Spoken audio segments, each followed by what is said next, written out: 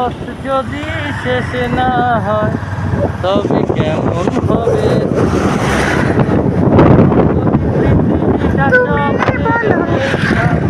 তবে কেমন হবে তুমি বলো তো?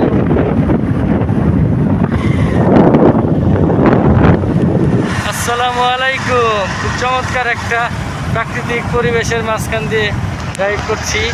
আমরা এভাবে গাড়ি চালিয়ে খুব আনন্দ পাচ্ছি। শীতল একটা অনুভূতি, এই গরমে একটা শীতল অনুভূতি। যদিও সবই আকাশমণি গাছ, ইউক্যালিপটাস গাছ, কিছু আকাশমণি আছে।